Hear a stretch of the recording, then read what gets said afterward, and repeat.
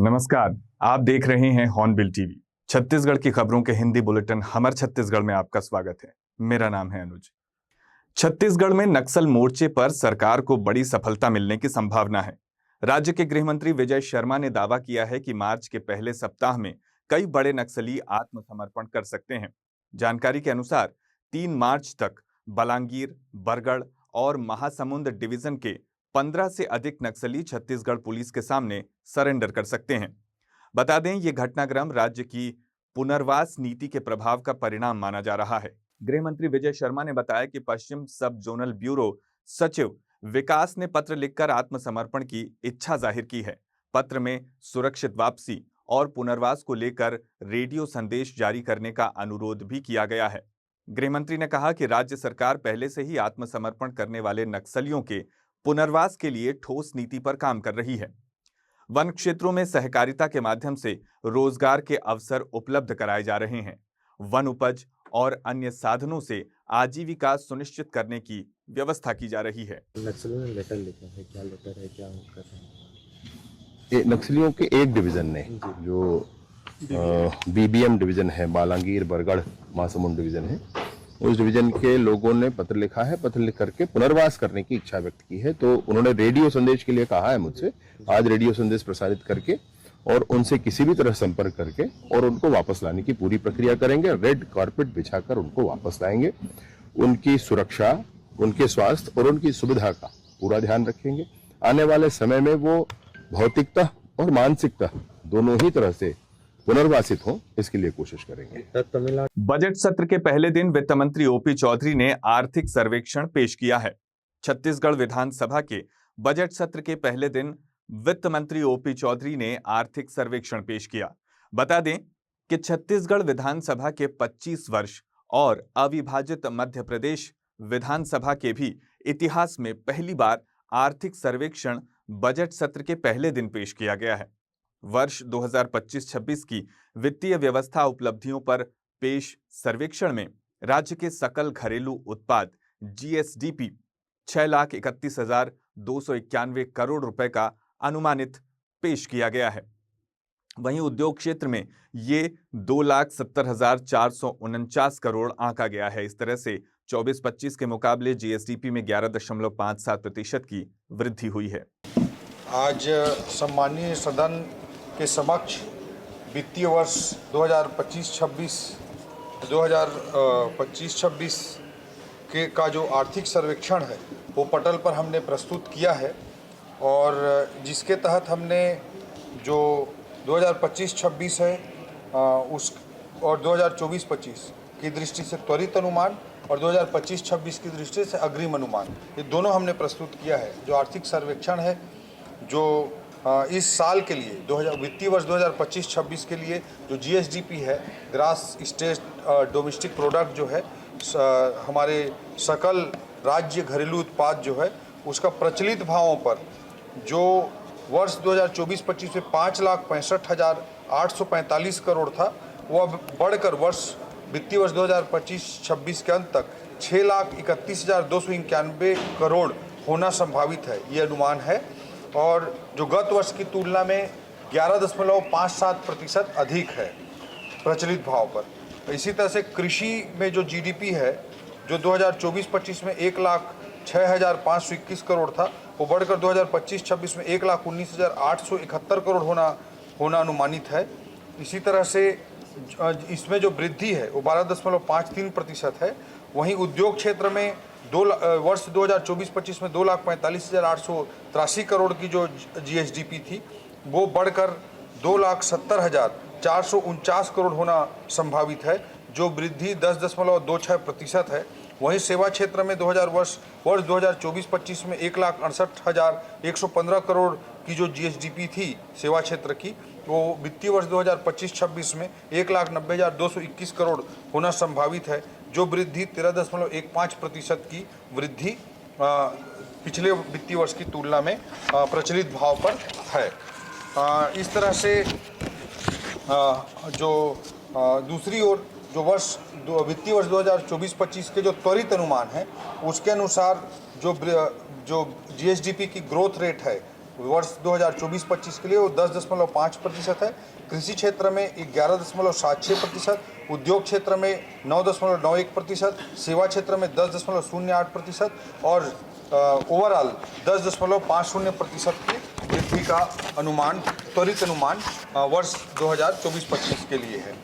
वहीं दूसरी ओर मैं विशेष रूप से ये जिक्र करना चाहूँगा कि जो 11.57% की वृद्धि आकलन किया गया है वित्तीय वर्ष 2025-26 के अग्रिम अनुमान के तहत, उसके मैं भारत देश के जो ओवरऑल औसत है, राष्ट्रीय औसत है, उससे तुलना करना चाहूँगा।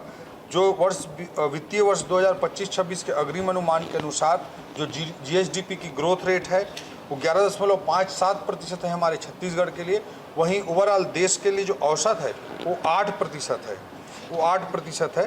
तो इस तरह से हम राष्ट्रीय औसत से ज़्यादा तेज़ी से बढ़ रहे हैं। इसी तरह से कृषि क्षेत्र की भी तुलना अगर मैं करूं तो 0.8% जो राष्ट्रीय औसत है उसकी तुलना में बहुत ज़्यादा 12.53% की दर से हमारा कृषि क्षेत्र का GSDP बढ़ा है।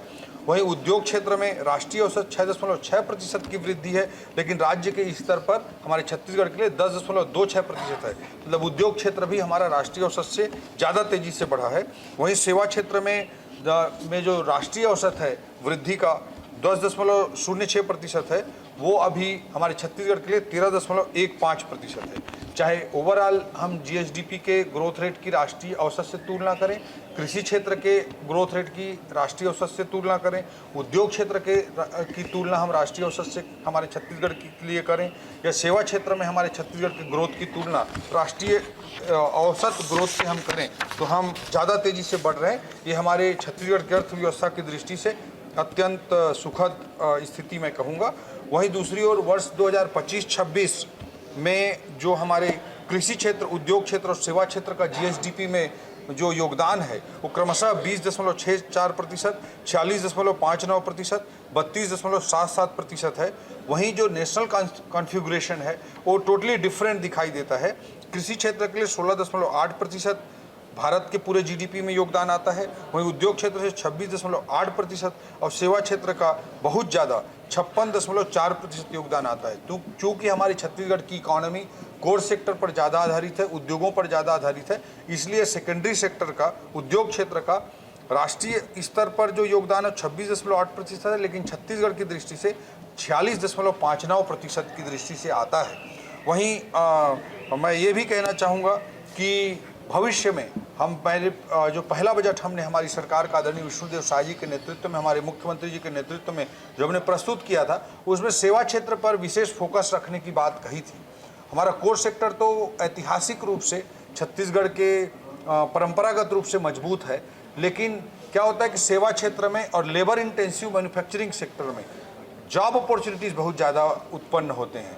कोई मान लीजिए स्टील प्लांट लग रहा है, कोई पावर प्लांट लग रहा है, या कोई सीमेंट का प्लांट लग रहा है, उसमें उतना रोजगार पैदा नहीं होता। हमारे छत्तीसगढ़ में नेचुरली उसके लिए बहुत बेनिफिटेड इन्वायरमेंट है, इसलिए वो ज़्यादा स्थापित होते हैं, उसका फ़ायदा भी होता है इकॉनमी को, लेकिन रोजगार उतना उत्पन्न नहीं हो पाता। वहीं हम टेक्सटाइल सेक्टर को देखें, जैसे लेबर में इंटेंसिव मैन्युफैक्चरिंग है, या हॉस्पिटैलिटी सेक्टर को देखें, या मेडिकल केयर के सेक्टर को देखें, या वेडिंग डेस्टिनेशन के रूप में एरिया को डेवलप करने की बात करें, या कॉन्फ्रेंस डेस्टिनेशन के रूप में क्षेत्र को विकसित करने की बात करें, या टूरिज्म की बात करें, तो इन सब में रोजगार की अपॉर्चुनिटी बहुत ज़्यादा होती है। तो 100 करोड़ पे 200-400 करोड़, 200-400 रोजगार तक पैदा होते हैं। इसलिए सेवा क्षेत्र की ओर तेज़ी से आगे बढ़ाना हमारी सरकार की कोशिश है और उस दिशा में हम तेज़ी से प्रयास कर रहे हैं। वो हमारे बहुत सारे प्रयासों में आपको दिखता होगा। इसके अलावा एक और महत्वपूर्ण तथ्य आपके सामने मैं रखना चाहूँगा कि जो प्रति व्यक्ति आय पर कैपिटा इनकम है, उसमें जो वृद्धि दर है हमारे छत्तीसगढ़ के लिए वो 10.07% है, जबकि राष्ट्रीय स्तर पर जो औसत है, राष्ट्रीय औसत है प्रति व्यक्ति आय में वृद्धि का, वो 6.9% है। तो इस दृष्टिकोण से भी हम राष्ट्रीय औसत की तुलना में बहुत ज़्यादा तेज़ी से हम आगे बढ़े हैं, लेकिन फिर भी हम अभी भी पर कैपिटा इनकम की दृष्टि से राष्ट्रीय औसत से कम ही हैं, जो कि छत्तीसगढ़ में परंपरागत रूप से रहा है, पिछले कई दशकों से चला आ रहा है।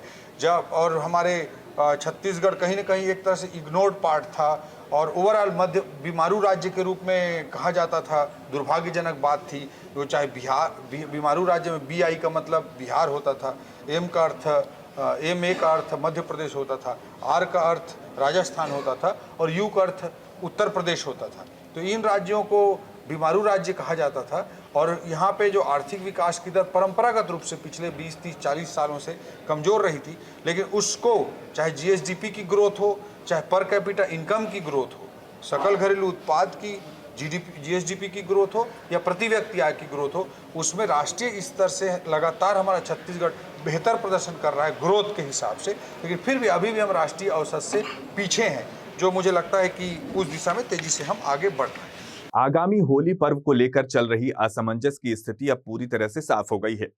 होली के दिन छत्तीसगढ़ प्रदेश में ड्राई डे रहेगा और शराब दुकानें बंद रहेंगी। मुख्यमंत्री विष्णुदेव साय ने मीडिया से साफ शब्दों में कहा है कि ड्राई डे निरस्त नहीं किया गया है और होली पर शराब की बिक्री की अनुमति नहीं दी जाएगी। मुख्यमंत्री गिरौदपुरी में बाबा गुरु घासीदास के गुरुगद्दी दर्शन के लिए पहुंचे थे। इसी दौरान पत्रकारों के सवाल पर उन्होंने स्पष्ट घोषणा की कि होली जैसे पारंपरिक और सांस्कृतिक पर्व पर शराब दुकानें बंद ही रहेंगी। दरअसल कुछ दिन पहले शराब दुकानें खुले रहने संबंधी आदेश की खबर सामने आई थी, जिसके बाद सियासी विवाद शुरू हो गया था। भारतीय राष्ट्रीय कांग्रेस ने इस फैसले का विरोध किया था। आम लोगों के बीच भी भ्रम की स्थिति बनी हुई थी। अब मुख्यमंत्री के स्पष्ट बयान के बाद तस्वीर साफ हो गई है। प्रशासन ने भी होली पर ड्राई डे लागू करने की तैयारी शुरू कर दी है ताकि त्योहार शांति, सौहार्द और परंपरागत उल्लास के साथ मनाया जा सके। सर, ड्राई डे को निरस्त किया गया जिसमें होली है, कितना लाभ मिलेगा आम जनता को? अभी निरस्त नहीं किया गया है। होली में ड्राई डे रहेगा ही। हाँ, यात्रा जो आ रही है, बिलासपुर के तिफरा स्थित विवेकानंद स्कूल से हैरान कर देने वाला मामला सामने आया है। आरोप है कि पुलिस कॉलोनी के कुछ मासूम बच्चे क्रिकेट खेलने के दौरान स्कूल परिसर में गई गेंद को लेने पहुंचे थे। तभी प्राचार्य और कुछ छात्रों ने उन्हें पकड़ लिया। बच्चों को चोर समझकर कथित तौर पर एक कमरे में बंद कर दिया गया, हाथ पैर बांध दिए गए और मुंह में कपड़ा ठूंस दिया गया। करीब 3 घंटे तक प्रताड़ना का आरोप है। एक बच्चे का सिर फट गया जबकि दूसरे का गला दबाने की बात सामने आई है। पीड़ित बच्चों और परिजनों ने घटनाक्रम पर आक्रोश जताया है। स्कूल प्रबंधन पुराने चोरी के शक की बात कह रहा है, लेकिन सवाल यह है कि क्या संदेह के आधार पर बच्चों के साथ ऐसा व्यवहार करना उचित है? मामले की जांच की मांग उठ रही है। बिलासपुर जिले के तखतपुर क्षेत्र में NH 130 निर्माण से जुड़ा बड़ा भू मुआवजा घोटाला सामने आया है। आरोप है कि खसरा नंबरों में हेरा फेरी कर असली जमीन मालिकों को मुआवजे से वंचित कर दिया गया है। पीड़ित परिवार का कहना है कि 1954-55 के रिकॉर्ड तक में बदलाव कर जमीन का वितरण बदल दिया गया है।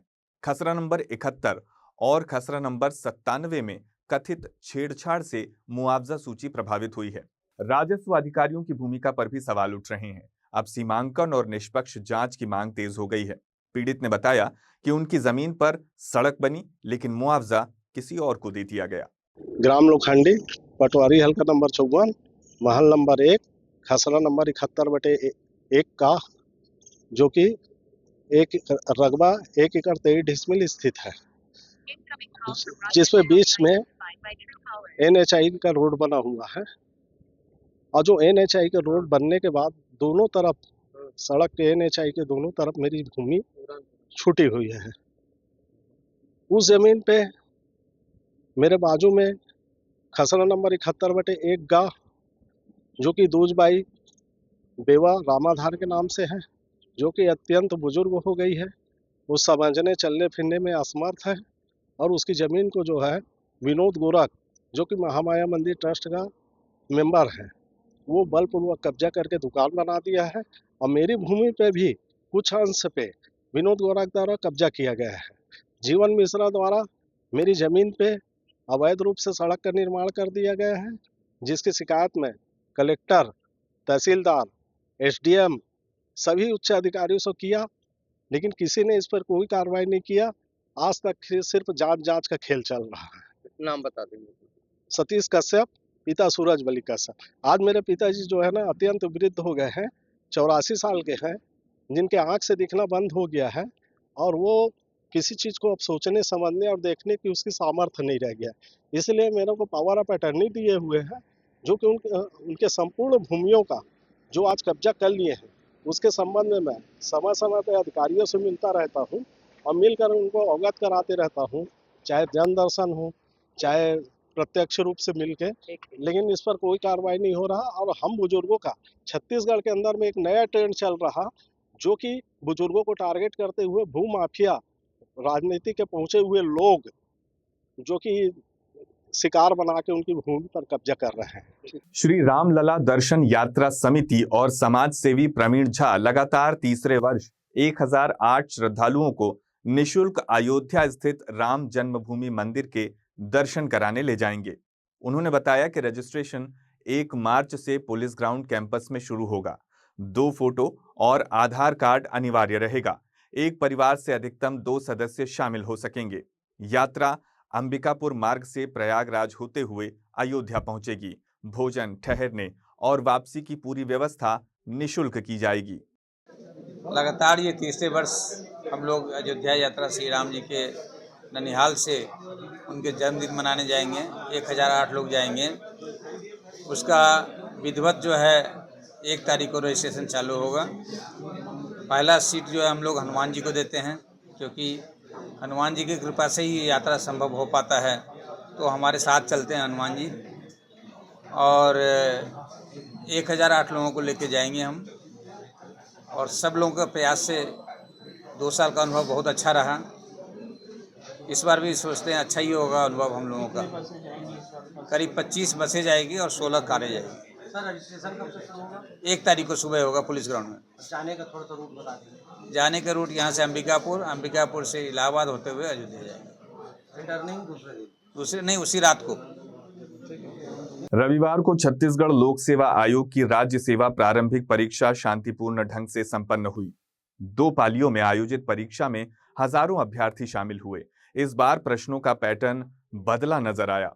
इंडस्ट्रीज कानून और नए प्रावधानों पर विशेष फोकस रहा। वहीं अन्य राज्यों के सामान्य ज्ञान से जुड़े सवालों ने भी अभ्यर्थियों को चौंकाया। कई छात्रों ने पेपर को संतुलित और अपेक्षाकृत सरल भी बताया। छत्तीसगढ़ सामान्य ज्ञान व समसामयिकी के सीधे प्रश्नों से समय प्रबंधन में सहूलियत मिली। बिलासपुर के एक परीक्षा प्रभारी ने बताया कि परीक्षा पूरी तरह शांतिपूर्ण रही और कहीं से गड़बड़ी की शिकायत नहीं मिली। बदले पैटर्न ने तैयारी की नई दिशा का संकेत दिया है। पेपर तो वैसे काफ़ी अच्छा आया था, पर देखे तो जैसे पहले इनका पैटर्न है CGVB हिस्ट्री ऐसा सब ज़्यादा पूछते थे, तो उनके क्वेश्चन इस बार हम लोग को काफ़ी कम देखने को मिले थे। इकोनॉमी को करंट अफेयर के देखने मिले, वो भी थोड़े पुराने हैं इसमें। तो वैसे तो पेपर थोड़ा सा टफ फीलिंग हुआ मुझे। क्या संभावना है, कैसा जा सकता है आपका? अच्छा आना चाहिए। कौन सा टाइम है इस बार आपका? हाँ? कौन सी किस बात ये मेरा 4th। ठीक, अपना नाम बता। मेरा नाम नेहा कुलमित्र। फर्स्ट अटेम्प्ट था तो मैं क्या ही बताऊँ, लेकिन मेरा मतलब पेपर का लेवल ठीक था। कुछ में दिया था प्रश्न और अच्छा खासा लेवल था। पिछली बार के कंपेयर में थोड़ा सा टफ लगा, मतलब क्वेश्चन, और मतलब ठीक था लेवल। और काफ़ी कौन सब्जेक्ट पे ज़्यादा पूछा गया था इस बार? इस बार मतलब सिमिलर टाइप का लगा मेरे को। किसी भी क्वेश्चन को उतना मतलब वेटेज नहीं दिया, सभी को इक्वल टाइप का रखे और ठीक था। प्रश्न का लेवल मतलब संभावना है, कितना परसेंट अच्छा रिजल्ट? नहीं, रिजल्ट तो वही आएगा। मतलब ये है कि आपका एक क्राइटेरिया से डिसाइड किया जाता है CGPSC की, उसमें आपको उतना लेगा। तो आप देखिए कटअप तो लो ही जाएगा पिछले ईयर के कंपेयर में। मतलब ऐसा गुंजाइश है नहीं, पिछले से कम ही जाएगा। नाम बताइए। मेरा नाम सनूप कुमार। प्रदेश की आर्थिक दिशा तय करने वाला आम बजट कल 24 फरवरी 2026 को पेश किया जाएगा। वित्त मंत्री OP चौधरी विधानसभा में बजट प्रस्तुत करेंगे। बजट से पहले प्रदेश भर में चर्चाएं तेज हैं। इसी कड़ी में हॉर्नबिल टीवी की टीम ने बिलासपुर में अलग अलग वर्गों से बातचीत कर उनकी उम्मीदें जानी। सबसे पहले युवाओं ने शिक्षा को लेकर बड़ी मांग रखी। उनका कहना है कि प्रदेश का भविष्य शिक्षा पर निर्भर है, लेकिन अभी बजट में शिक्षा का हिस्सा कम है। युवाओं ने मांग की है कि कुल बजट का कम से कम 8 से 10% शिक्षा के लिए तय किया जाए, ताकि स्कूल, कॉलेज, तकनीकी, उच्च शिक्षा की गुणवत्ता बेहतर हो और रोजगार के अवसर बढ़ें। कल बजट पेश कर रहे हैं राज्य सरकार, क्या चाहते हैं युवा उसमें?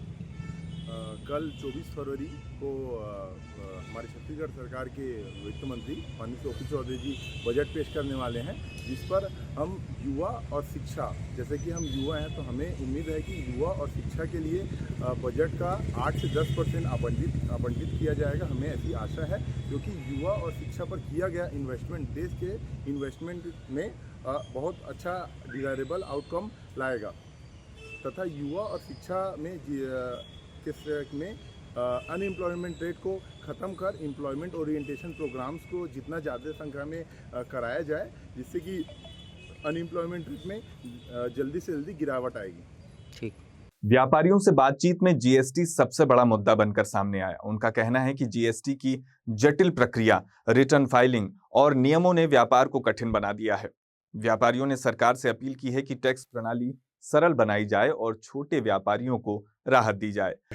पेश किया जाता है, प्रस्तुत किया जाता है, परंतु मेरा अपना मानना है कि बजट पेश करने से पूर्व कम से कम 1 हफ्ते तक जो पूर्व के बजट रहे हैं उनकी समीक्षा होना चाहिए कि शासन ने इतना पैसा दिया था, इस बजट के लिए इतना दिया था, ये उम्मीद रखी गई थी कि ऐसा ऐसा होगा इस बजट के माध्यम से, तो उसमें हम कहाँ तक सफल हो पाए।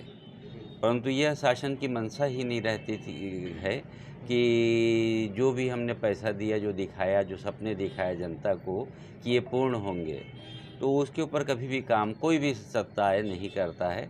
ये बड़ी दुखद बात है। बड़ा गरीब मुल्क है हमारा, जहाँ 82 करोड़ लोग 5 किलो राशन पर निर्भर हैं। उनके लिए हम क्या कर रहे हैं? आज मैं छत्तीसगढ़ की बात करूं, छत्तीसगढ़ में सारी चीज़ों की खदानें हैं, खाने हैं। वहीं जब हम जापान की ओर देखते हैं तो वहाँ खनिज नहीं है, वहाँ खाने नहीं हैं। यहाँ से जो खनिज जाता है उससे वह मुल्क धनाढ्य हो चुका है। और हमारे छत्तीसगढ़ में यहाँ का जो आदिवासी भाई है किस स्थिति पर कैसा गुजर कर रहा है, ये हम देख रहे हैं। तो बजट पे प्रावधान होना चाहिए कि जो जनता है उसके। वहीं सराफा व्यापारी कमल सोनी ने स्वर्ण बोर्ड गठन करने की मांग की है। उनका कहना है कि इससे सराफा कारोबार को संगठित ढांचा मिलेगा और व्यापार को बढ़ावा मिलेगा। विकास एक निरंतर प्रक्रिया है, बजट हर साल आएगा। विकास की दृष्टि से बहुत अच्छा बजट आते रहता है, आते रहेगा। सराफा और सुनार, सराफा एसोसिएशन और सुनार एसोसिएशन की तरफ से तो हमारी एक ही मांग है कि सराफा के हितों के लिए, सोनी समाज के हितों के लिए जो स्वर्ण कला बोर्ड की हमने मांग की है, इस बजट में शामिल कर हमें अभिभूत करें। इस बहुत बड़े आयोग का गठन करके हमारे जो गरीब बच्चे हैं और उनके लिए संरक्षण और नौकरी का जो पुख्ता इंतजाम उस आयोग की तरफ से होना है, इस बजट में अवश्य आना चाहिए। इस बीच भारतीय जनता पार्टी के ग्रामीण जिला अध्यक्ष मोहित जायसवाल ने कहा कि बजट में बिलासपुर के विकास को प्राथमिकता मिलेगी और कई अहम घोषणाएं भी हो सकती हैं। कल हमारे प्रदेश के यशस्वी मुख्यमंत्री के नेतृत्व में और वित्त मंत्री ओपी चौधरी जी आम बजट पेश करेंगे और निश्चित ही वो बजट सर्वजन सुखाय, सर्वजन हिताय, सबके हित में रहेगा। बहुत अच्छा बजट रहेगा और छत्तीसगढ़ आने वाले समय में और विकास में तीव्र गति से आगे बढ़ेगा। ऐसा बजट छत्तीसगढ़ का कल पेश होगा और छत्तीसगढ़ के किसानों ने जो एक एक दाना धान सरकार को बेचा है, लगभग 10,000 करोड़ जो उनको भुगतान होना है, वो भी कल के बजट में आएगा और छत्तीसगढ़ के किसान चहुमुखी विकास की ओर आगे बढ़ेंगे। और हम सबको कल देखना है। सब कार्यकर्ताओं से भी मैं आग्रह करता हूं, आप लोगों से भी आग्रह करता हूं, कल के बजट को देखने के लिए सब आप अपने अपने स्थान में कार्यकर्ता और पदाधिकारियों के साथ जुड़ जाएं और जैसे ही बजट पेश होगा, अच्छा बजट रहेगा। हम अपने प्रदेश के यशस्वी मुख्यमंत्री जी को, हमारे उप मुख्यमंत्री जी को, केंद्रीय मंत्री जी, हमारे सांसद हैं, क्योंकि केंद्र का बजट भी बहुत अच्छा रहा है, सबके लिए रहा है, सर्व आरा वर्ग के लिए रहा है। छत्तीसगढ़ का बजट भी वैसे ही रहेगा। मोहित जायसवाल, जिलाध्यक्ष, भारतीय जनता पार्टी, बिलासपुर ग्रामीण। आज के बुलेटिन में बस इतना ही। मुझे दीजिए इजाजत। देखते रहिए हॉर्नबिल टीवी।